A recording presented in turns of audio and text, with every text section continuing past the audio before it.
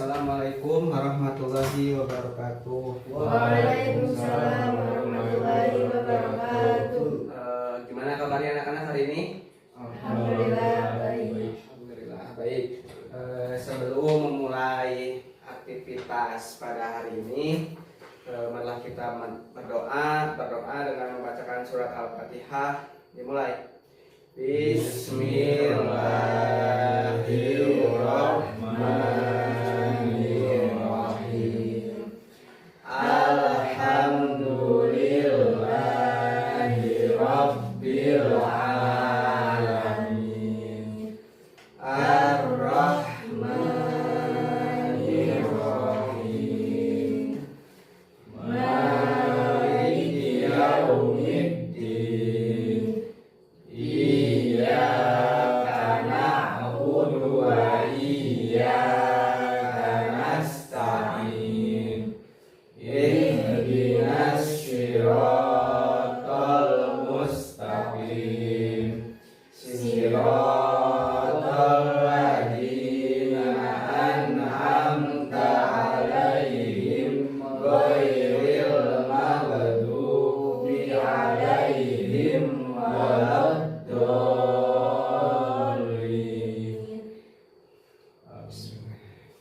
Nah, baik, berdoa selesai. Sebelum memulai, lakukan absen terlebih dahulu ya. Aa, Hadir. Arul, Hadir.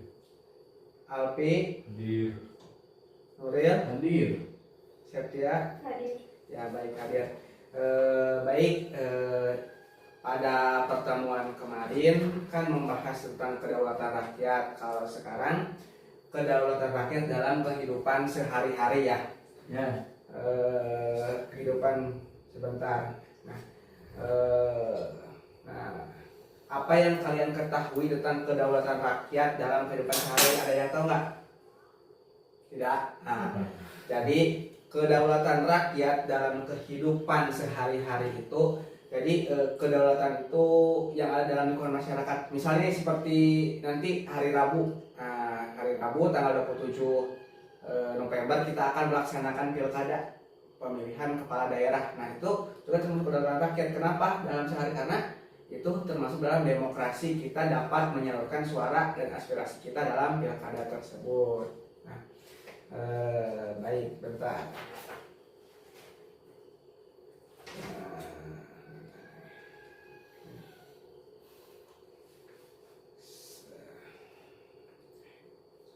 Bapak akan menjelaskan dulu sedikit tentang kedaulatan rakyat dalam kehidupan sehari-hari. Nah, kedaulatan rakyat berasal dari kata daulat yang berarti kekuasaan atau otoritas. Dalam konteks ini, kedaulatan rakyat berarti bahwa rakyat memiliki hak untuk mengatur dan mengelola pemerintah. Jadi kita sebagai rakyat ini bisa mengatur dan mengelola pemerintahan dengan cara apa? Misalnya kita berpartisipasi dalam pilkada nih, kita jadi anggota KPPS, itu juga termasuk dalam mengelola. Nah, kedaulatan rakyat, nah ini contohnya ada 3. Kedaulatan rakyat dalam kehidupan sehari itu ada 3. Apa aja nih? Pemilihan umum, partisipasi dalam musyawarah, aksi sosial dan demonstrasi. Nah, pemilihan umum yang akan kita laksanakan pada nanti tanggal 27 November. Jadi setiap warga negara yang memenuhi syarat hak untuk memilih pemimpin mereka, pemilihan umum adalah salah satu cara untuk mengekspresikan kedaulatan. Nah, pemilihan umum syaratnya berapa tahun? 17. Ya, 17, yang penting sudah punya KTP. Walaupun umurnya di bawah 17 tahun tetapi sudah menikah dan punya KTP, itu bisa untuk memilih, menyalurkan haknya. Yang kedua, partisipasi dalam musyawarah. Nah, di tingkat lokal masyarakat dapat terlibat dalam membahas masalah yang dihadapi di lingkungan mereka, seperti membangun desa, keamanan, membangun pos kamling, gotong royong.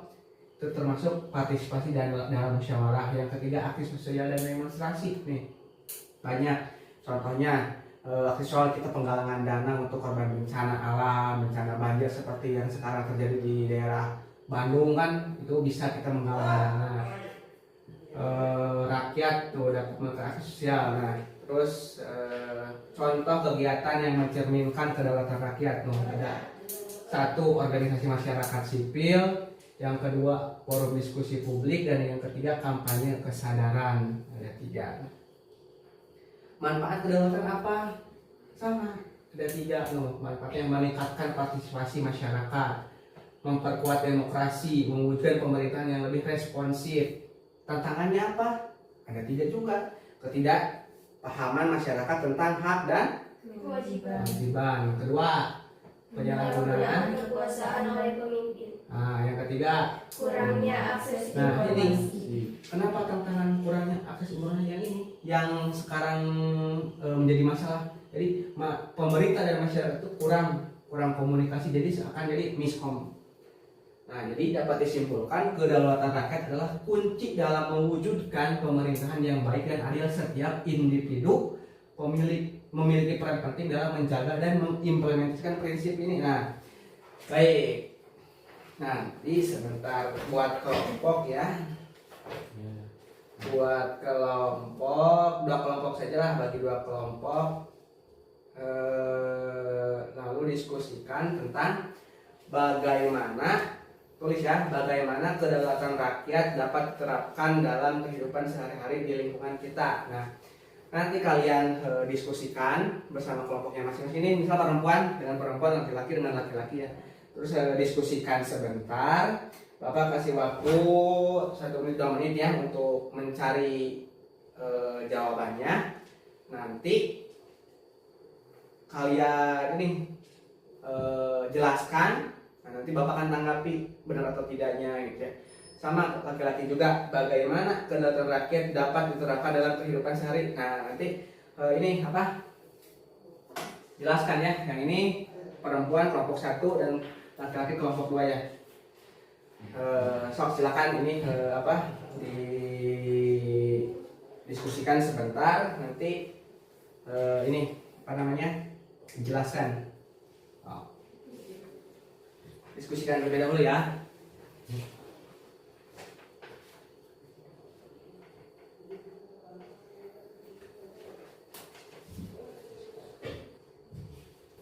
Baik, sudah? Nah, coba dari kelompok dari mana dulu ya? Dari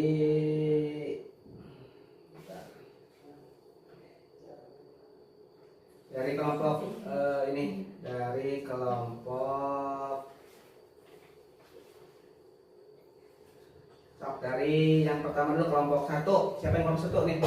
Coba baca. Apa tadi tentang apa tadi?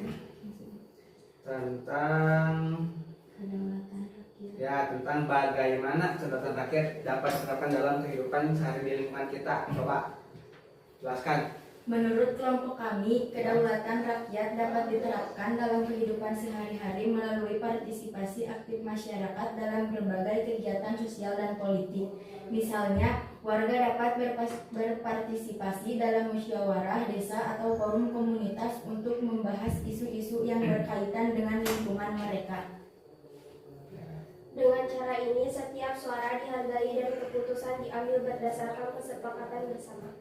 Selain itu, masyarakat juga berperan aktif dalam pemilihan umum dengan memilih wakil-wakil yang mereka percayai untuk mewakili aspirasi mereka.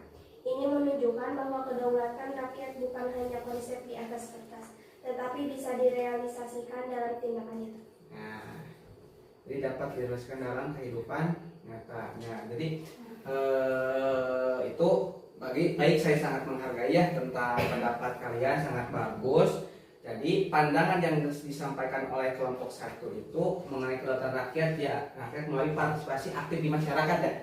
Jadi partisipasi dalam kegiatan sosial dan politik seperti musyawarah desa, musyawarah dalam lingkungan, langkah yang sangat positif untuk memperkuat suatu masyarakat. Namun saya ingin menekankan bahwa penting juga untuk memastikan bahwa semua lapisan masyarakat termasuk yang terpinggirkan memiliki akses kesempatan untuk berpartisipasi. Ya, selain itu meningkatkan kesadaran tentang hak dan kewajiban sebagai warga negara dapat mendorong lebih banyak individu untuk terlibat dalam demikian kedaulatan rakyat dapat terwujud secara lebih efektif dalam kehidupan sehari-hari. Jadi harus ada akses untuk warga yang terbatas atau terisolir untuk berpartisipasi seperti misalnya pilkada, orangnya pelosok, gimana caranya orang itu harus bisa untuk melaksanakan pilkada. Nah, baik, bagus ya.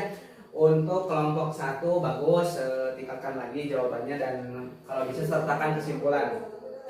Terus untuk kelompok 2 silakan laki-laki jawab.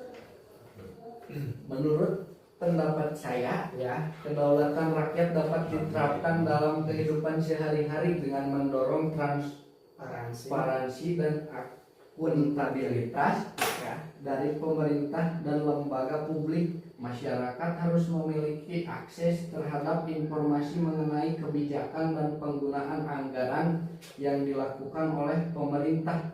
ya. Dengan adanya informasi yang jelas dan terbuka, masyarakat dapat mengawasi dan mengevaluasi kinerja pemerintah. Jadi, nah berarti itu tentang transparansi ya dan akuntabilitas. Nah, baik, saya sangat setuju dengan argumen kelompok 2, tetapi pentingnya transparansi. Jadi pentingnya transparansi dan akuntabilitas pemerintah dalam menerapkan kedaulatan rakyat, yaitu informasi yang jelas dan terbuka adalah sebagai kunci untuk memungkinkan masyarakat mengawasi kinerja pemerintah. Namun kita juga perlu mempertimbangkan bahwa pengetahuan masyarakat tentang isu-isu pemerintahan dapat bervariasi. Oleh karena itu, pendidikan politik harus menjadi fokus utama agar semua orang dapat memahami menggunakan informasi tersebut dengan baik. Dengan pendekatan ini, kedaulatan rakyat dapat diperkuat dan masyarakat berperan serta secara lebih efektif dalam pengawasan pemerintah. Nah, baik, bagus untuk kelompok 2 ya. Itu pendapat kelompok 2 itunya tentang berarti di era digital, seperti di era digital ini informasi dapat dengan mudah diakses sebenarnya, misalnya dari handphone, laptop. Wah, banyak seperti sekarang banyak aplikasi seperti Facebook ya, sudah banyak berseruan tentang viralnya kasus-kasus yang ada di Indonesia seperti ini. Itu bisa masyarakat secara awamnya seperti ini bisa tahu tentang informasi yang kita tidak ketahui dari sebelumnya. Nah, contohnya nih, saya akan kasih contoh tentang pemilihan umum.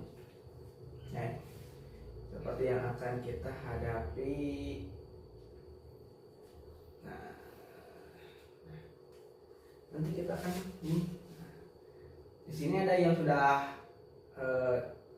ini ikut pilkada, nanti pemilihan ada. Nah, nanti kalian akan seperti memasukkan surat suara yang habis oleh coblos ke kotak suara. Jadi kita akan dihitung, berarti kita sudah berpartisipasi dalam kehidupan bermasyarakat. Nah, baik, bagus ya. Nanti untuk pertemuan selanjutnya, di pertemuan selanjutnya yaitu akan membahas tentang implementasi Pancasila. Jadi kalian nanti akan akan membuat role play dalam simulasi ketika ada teman yang baru di lingkungan kita, gimana kita cara menanggapinya. Nah, baik, sebelum mengakhiri, baik sudah ya. Baik, sebelum mengakhiri pembelajaran pada hari ini, alangkah baiknya, bentar, ada yang mau tanyakan dulu nggak tentang kedaulatan rakyat dalam kehidupan sehari-hari? Ada yang mau bertanya? Tidak, Pak. Ya, bagus, berarti udah mengerti ya. Baik, nanti kalau ada yang mau ditanyakan silakan, mau lewat Japri atau mau gimana juga. Dan maaf bila ada salah kata atau salah ucap dari Bapak, mohon maaf ya. Baik, sebelum menutup pelajaran, marilah kita berdoa dengan membaca surat Al-Asri. Berdoa dimulai. Bismillahirrahmanirrahim. Wal 'asri innal